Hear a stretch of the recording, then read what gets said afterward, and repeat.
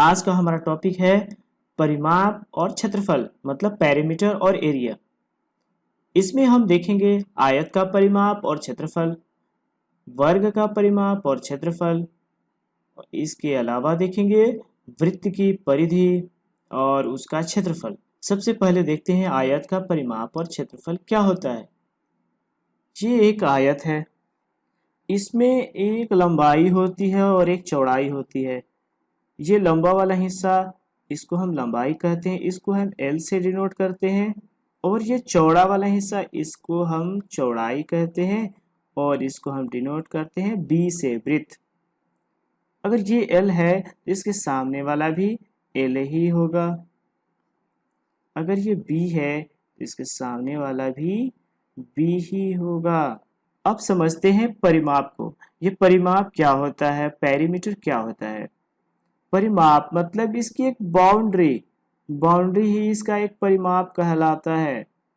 मतलब अगर हम यहाँ से चलना शुरू करते हैं तो यहाँ से आके यहाँ, फिर ये जो भी है यहाँ तक आ गए, यही हमारा कहलाता है परिमाप।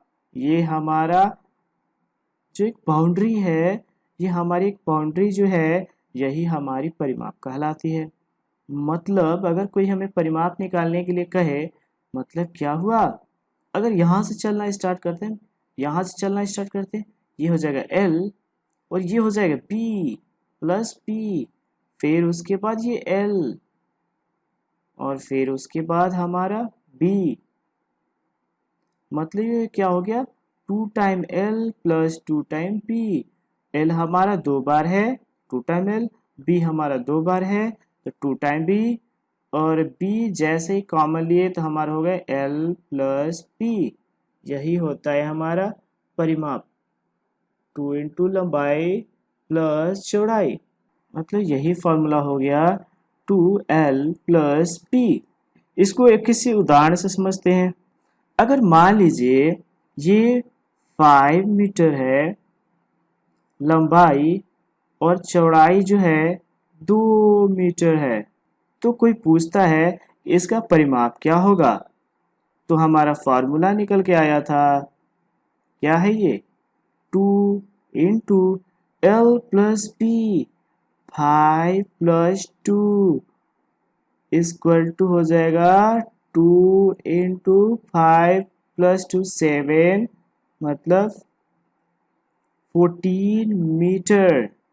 या इस सवाल को कोई ये पूछ सकता है, एक आयताकार खेत है जिसकी लंबाई 5 मीटर और जिसकी चौड़ाई 2 मीटर है, उसको घेरने में कितना मीटर तार की जरूरत पड़ेगी। कितने मीटर तार की, मतलब इसका वो बाउंड्री पूछ रहा है कितना है, इसका मतलब वो परिमाप पूछ रहा है। और परिमाप मतलब क्या होता है, 2 इंटू L प्लस P, तो 14 मीटर तार की लंबाई हो जाएगी जिससे कि इसको घेरा जा सकता है। आगे इसके एरिया को समझते हैं।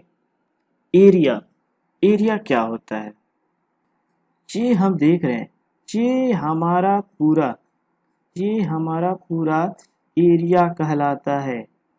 अगर ये L है, ये B है, तो क्या हो जाएगा L इंटू B, यही एरिया हो जाएगा। तो हमारा फॉर्मूला निकल के आएगा लंबाई गुणे चौड़ाई, L इंटू B का मतलब लंबाई गुणे चौड़ाई। ठीक है, अब इसको कैसे पूछते हैं, इसको फिर एक सवाल समझते हैं, एक एग्जांपल से समझते हैं। मान लीजिए ये 5 मीटर है और ये क्या है, 2 मीटर है, और इसका कोई पूछता है इसका एरिया क्या होगा। तो एरिया क्या होगा, 5 मीटर इंटू 2 मीटर, 5 टू ज़ा 10, अब मीटर मीटर मल्टीप्लाई होके मीटर स्क्वायर हो जाएगा, 10 मीटर स्क्वायर, ये इसका आंसर होगा। मीटर स्क्वायर क्या हो गया, क्षेत्रफल का यूनिट हो गया, एरिया का यूनिट हो गया। जबकि वही परिमाप निकालते हैं तो परिमाप भी एक तरीके की लंबाई है, मीटर हो गया, किलोमीटर हो गया, सेंटीमीटर हो गया। चलिए आगे देखते हैं। अभी देखेंगे वर्ग, वर्ग का परिमाप और क्षेत्रफल। ये हमारा वर्ग है, वर्ग में क्या होता है, इसकी चारों साइड बराबर होती है। मतलब ये जो साइड है और ये साइड है या ये साइड है, जो हमारी जो चारों साइड होंगी वो बराबर ही होंगी। और इसमें ये जो एंगल होगा वो 90 डिग्री होता है। यही एंगल नहीं, सारे एंगल इसके 90 डिग्री होते हैं। तो परिमाप हमारा क्या होगा, परिमाप मतलब हमारी बाउंड्री अगर यहां से शुरू करते हैं तो एक साइड, फिर वही साइड दो बार साइड हो गया, ये तीन बार साइड और ये चार बार साइड, मतलब 4 टाइम्स साइड हो जाएगा परिमाप। चलिए देखते हैं एक एग्जाम्पल के थ्रू।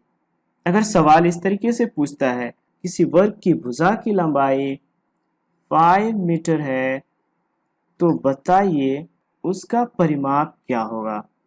तो परिमाप क्या होता है, 4 × 5 मीटर, ये हो जाएगा 20 मीटर।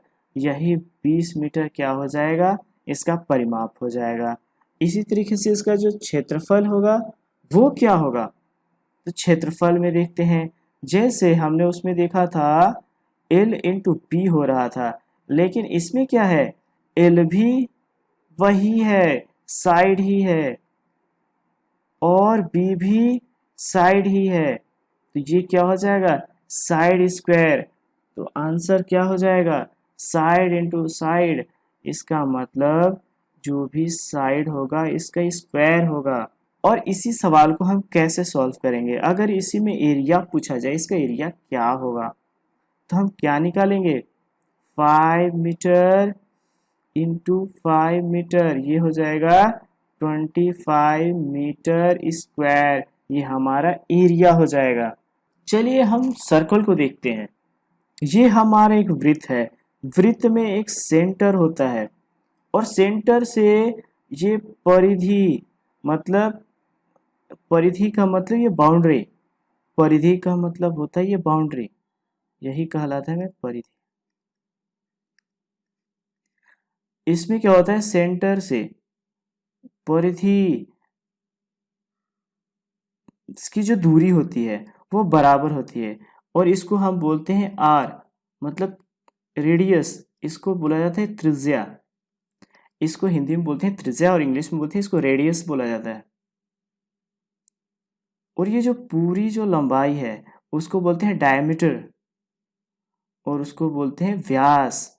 मतलब यहाँ से लेके यहाँ तक की जो लंबाई है उसको बोलते हैं हम व्यास।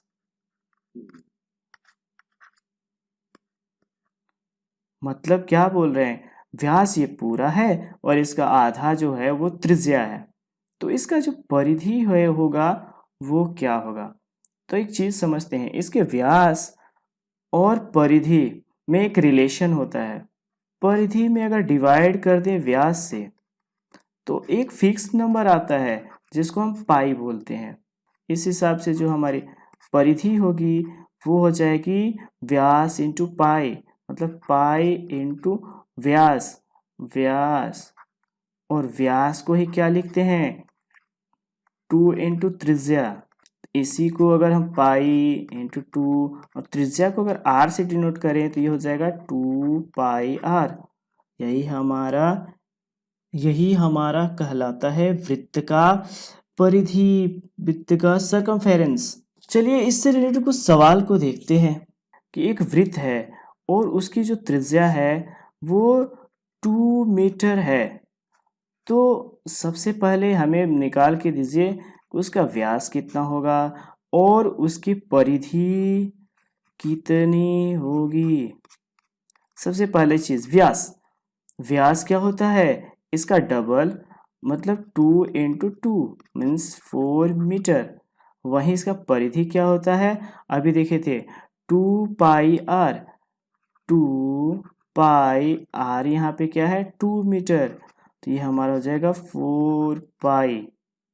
और जो पाई की वैल्यू होती है वो क्या होती है, नियर बाय 22/7, 22/7, लगभग क्या होती है, लगभग होती है। अब चलते हैं इसके क्षेत्रफल के पास।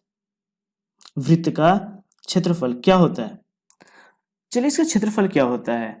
इसका जो क्षेत्रफल होता है वो होता है pi R square. Pi R square इसका वृत्त का क्षेत्रफल होता है। मान लीजिए किसी सवाल में दिया है कि इसका जो रेडियस है वो 2 मीटर है, तो इसका एरिया क्या होगा? तो हमारा हो जाएगा एरिया पाई आर स्क्वायर। तो हमारा एरिया क्या हो जाएगा? पाई इंटू आर स्क्वायर, मतलब 2 मीटर इंटू 2 मीटर, और ये हो जाएगा पाई मीटर स्क्वायर। ये आंसर होगा। अगर इसकी वैल्यू दी हुई है, पाई की वैल्यू दी हुई है 22/7, तो आंसर क्या हो जाएगा? 4 इंटू 22/7। यही जो होगा, मतलब 88/7 ही इसका आंसर होगा।